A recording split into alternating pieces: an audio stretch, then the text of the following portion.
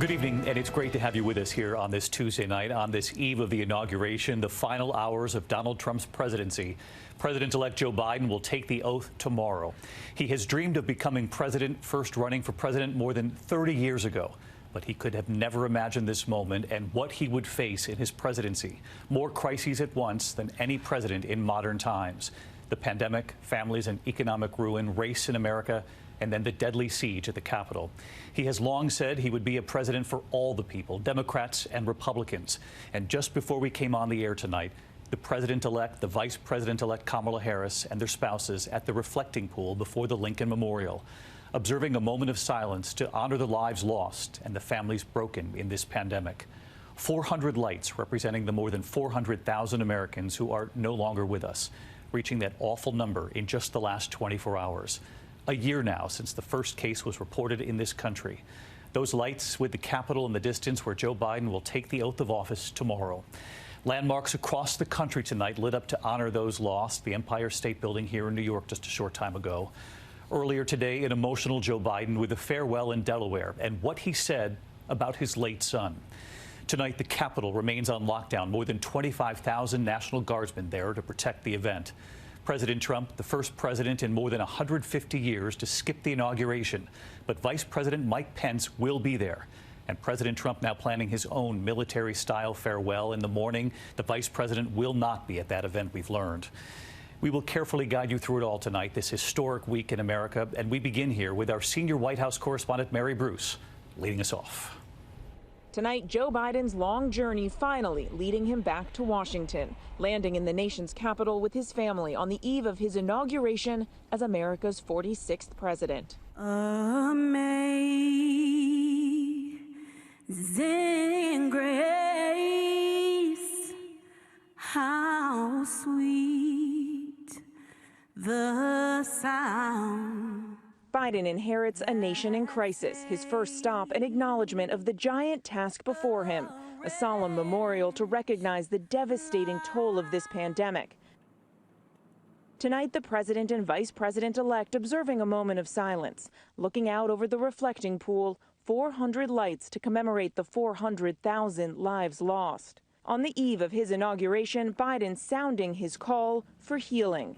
To heal, we must remember. It's hard sometimes to remember, but that's how we heal. It's important to do that as a nation. That's why we're here today. Earlier today, the president-elect bidding an emotional farewell to his beloved home state of Delaware. Biden choking up as he spoke at the National Guard Reserve Center named for his late son, Beau. I only have one regret. He's not here, because we should be introducing him as president.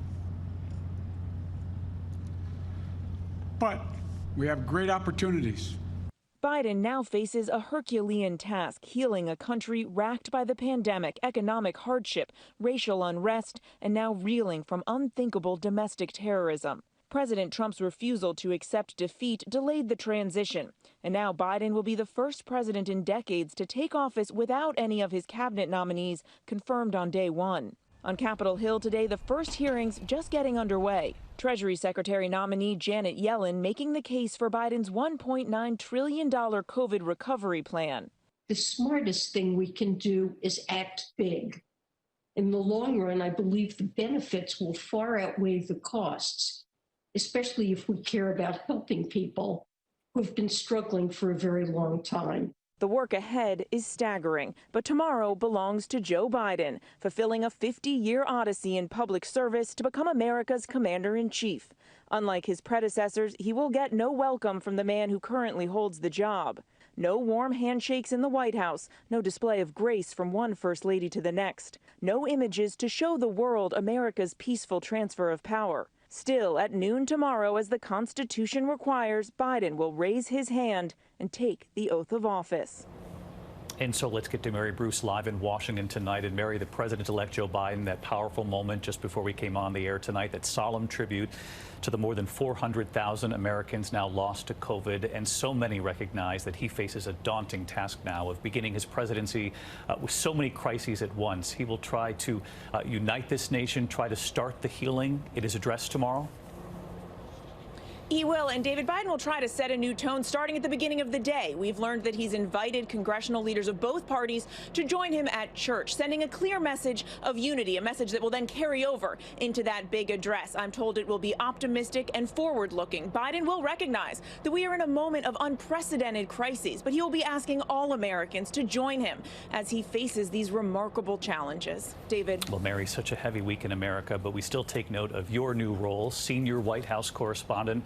After years of reporting in Washington, well-earned and well-deserved, Mary. Thank you for your reporting. Hi, everyone. George Stephanopoulos here. Thanks for checking out the ABC News YouTube channel. If you'd like to get more videos, show highlights, and watch live event coverage, click on the right over here to subscribe to our channel. And don't forget to download the ABC News app for breaking news alerts. Thanks for watching.